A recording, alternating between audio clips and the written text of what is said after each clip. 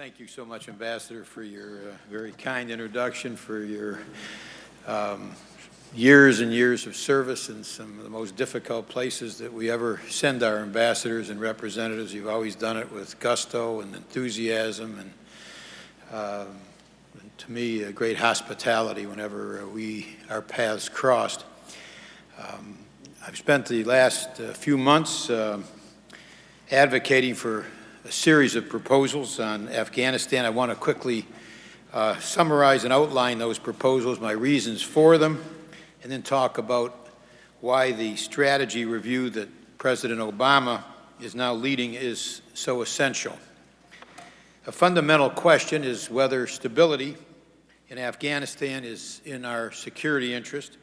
Some have argued that our attention should be focused next door on Pakistan, since that is where al-Qaeda's principal leaders are hiding out. But instability in Afghanistan would not only threaten the security of the Afghan people, it could also, if the Taliban controls significant territory in Afghanistan, provide sanctuary to forces seeking to destabilize Pakistan, a nuclear power, as well as to attack us or our allies again.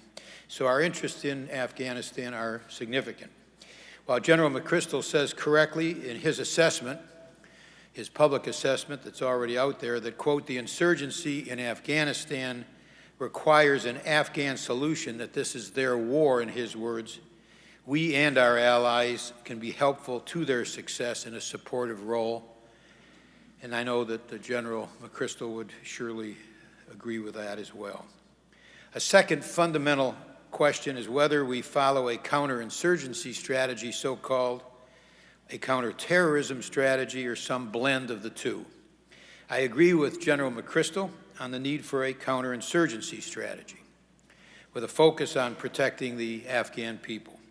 General McChrystal has pointedly said that what is getting most of the attention these days, troop levels, is of less importance than the need for a fundamental change in our military strategy to counter insurgency that makes the security of the Afghan people paramount. The key takeaway from his assessment, the General wrote, and these are his words, the key takeaway, quote, is the urgent need for a significant change to our strategy and the way that we think and operate. And he then continued explicitly, making the following point, quote, focusing on force or resource requirements misses the point entirely, close quote. Well, the media is sure missing his point. I'm confident that President Obama will not miss his point, that strategy must come first. A change in strategy is essential and is more important than the issue of resource or force levels. Now, in furtherance of a counterinsurgency strategy, it's been my recommendation that we and our NATO allies take urgent steps to accelerate the growth and capability of the Afghan forces before we consider committing any additional U.S. combat troops in Afghanistan, beyond those that are now in place or on their way. I've proposed an increase in the Afghan Army and the National Police to about 400,000 troops, nearly doubling their current numbers, and that this be completed by 2012, which is a year earlier than now planned. Meeting that goal will require a substantial new commitment of U.S. and NATO trainers and other enablers, such as logistics support and intelligence assets. It will also require a major infusion of new equipment. The National Defense Authorization Act that President Obama signed yesterday opens the way to transfer useful equipment now in Iraq, which is currently scheduled for return to the United States, to transfer it to Afghanistan instead. While building up Afghan forces, we should attempt to dramatically reduce the number of insurgents by working with Afghan leaders to peel away low-level militants many of whom have little loyalty to the extremist ideology of the Taliban and al-Qaeda. Offering those fighters jobs and amnesty for past acts could sharply reduce the size of the insurgency, just as the Sons of Iraq effort did in Iraq. 100,000 young Iraqis who formerly fought against us switched sides when offered a very modest sum, mainly to help provide security in their own hometowns and villages. The new National Defense Authorization Act also does another thing which is critical to this issue. It permits the use of so-called Commander's Emergency Response Funds, or CERP funds, to pay for such a program. And British General Graham Lamb has been assigned to help plan it. So a plan to reintegrate the reconcilable Taliban in Afghanistan is long overdue and is essential.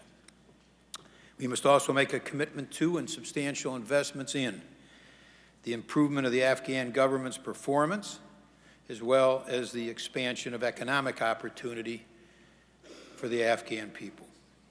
Now, that briefly is the course that I've recommended to the President, and I want to explain why. There is a consensus on the need to rapidly expand the size and the capability of Afghan forces so that they can take responsibility for their nation's security. General James Conway, who's the Commandant of the Marine Corps, put it this way, quote, "If I could change only one thing in the south of Afghanistan, it would be to have more Afghan troops." A Marine company commander, one of our commanders in Helmand province in South Afghanistan, and this is where the major part of the fighting takes place, voiced similar thoughts. He put it this way, quote, "The lack of Afghan forces is absolutely our Achilles heel." When I visited with two colleagues a forward operating base in that same province, Helmand province, just a few months ago, our U.S. Marines outnumbered Afghan soldiers by a 5-to-1 ratio. We need to quickly reverse that ratio. Now, while their performance has been far from flawless, the Afghan Army has proved effective and determined. As of August, roughly 1/3 of the Afghan Army units were rated as capable of taking the lead in combat operations. Another third could plan and conduct operations with coalition support, and a final third could partially conduct those functions and needed more active coalition assistance. These soldiers constitute their country's most trusted public institution. Opinion polls show that the Afghan Army has the strong support of the Afghan people and is vastly more popular than the Taliban, whose support is in single digits. Putting Afghans in the lead is sound counterinsurgency strategy because it places the security of the Afghan people in the hands of those that they trust the most. By contrast, expansion of our own combat presence could feed a Taliban propaganda machine that seeks to portray the forces arrayed against them not as a homegrown domestic effort to prevent the return of a detested extremist regime, which is what it is, but as the effort of a foreign occupier. And as Fareed Zakaria has written, quote, "More troops injected into the current climate could provoke an anti-government or nationalist backlash." I believe there's a second area of broad agreement beyond the need for the vastly and rapidly strengthened Afghan forces. On our September visit, General McChrystal told us that he believes we must demonstrate a commitment to success with a show of resolve so as to communicate to the Afghan government, the Afghan people, and the Taliban and al-Qaeda that we will not abandon Afghanistan. This assessment rings true to most observers, including this one, myself. Certainly our commitment to Afghanistan was insufficient in the years following the fall of the Taliban and the launch of our invasion of Iraq. General McChrystal's predecessor, General David McKiernan, who took command of NATO forces in 2008, made it abundantly clear that he needed significantly more resources, troops and otherwise, to accomplish his mission.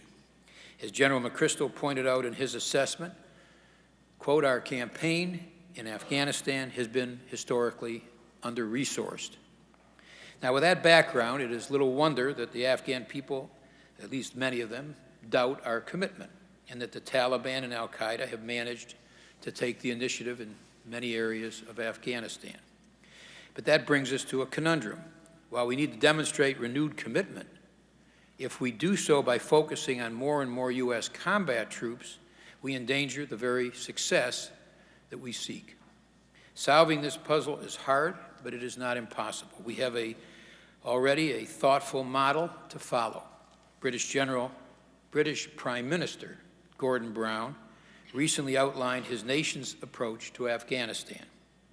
The British model begins with a major, publicly delivered commitment to intensify training, mentoring of, and partnering with Afghan forces, including the establishment by the British of a new academy to train 900 junior officers and non-commissioned officers each month. It commits resources as well. New equipment such as more and better mine-resistant vehicles and more modern helicopters, an increase in flights of unmanned aerial vehicles, and additional funding from the British.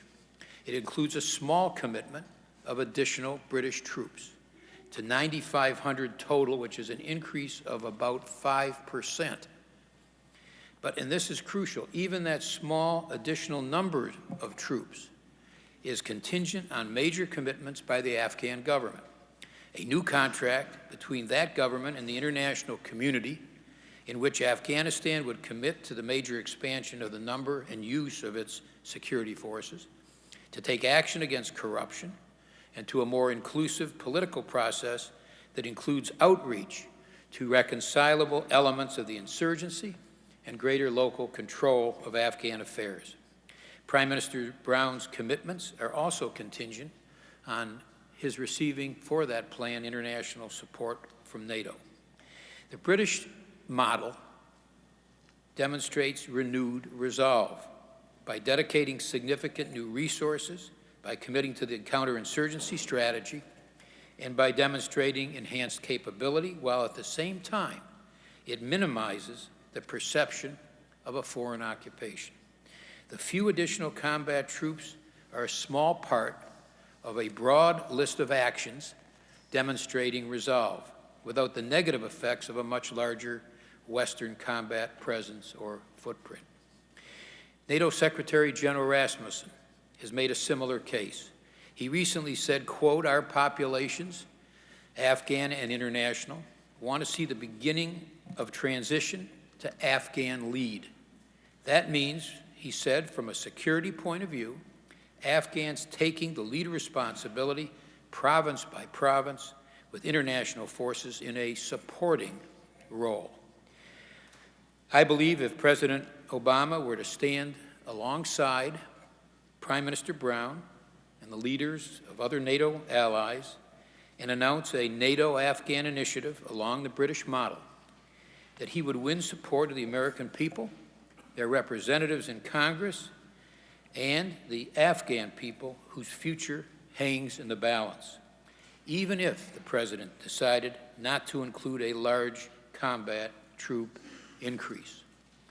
Now, those are the steps that I propose and the reasons for them. Given the stakes, one would think that the efforts of the President as Commander-in-Chief to gather all the facts and to consider all the options and to hear from advisors with differing recommendations would be applauded.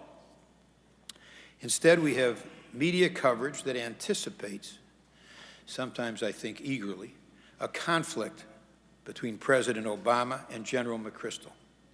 Fueling that drama, there are some in Washington who are willing to toss cheap and easy lines about presidential dithering or alleging the President is afraid to reach a decision, all in an effort to push him to immediately, indeed automatically, endorse recommendations from a general who is highly capable but whose focus is understandably narrower than that of Secretary Gates or President Obama.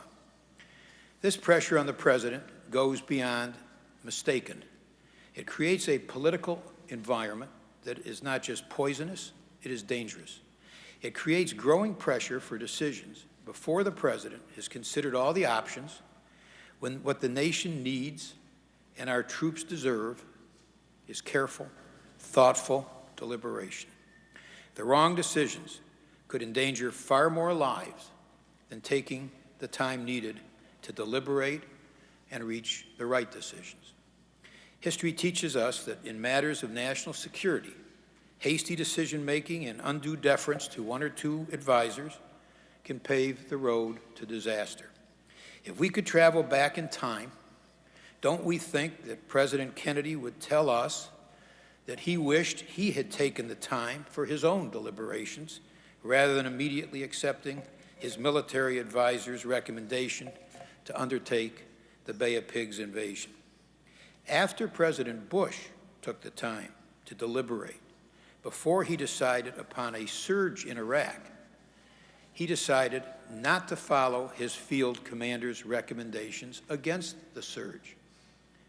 He took the time, he made a decision which I think history shows was helpful in trying to reduce some of the problems that existed and still do in Iraq. But regardless of one's view on the correct policy for Afghanistan, we should condemn the efforts to hem in the President with inflammatory rhetoric to a rapid timetable for decisions. In the end, these decisions are the President's alone. I don't know what or when the President will decide on Afghan strategy and resource issues, but I do believe this: we have a President who, on matters of war, the security of our nation, and the well-being of our brave men and women in uniform, is, in the words of Harry Truman, pressure-proof. We should all hope so.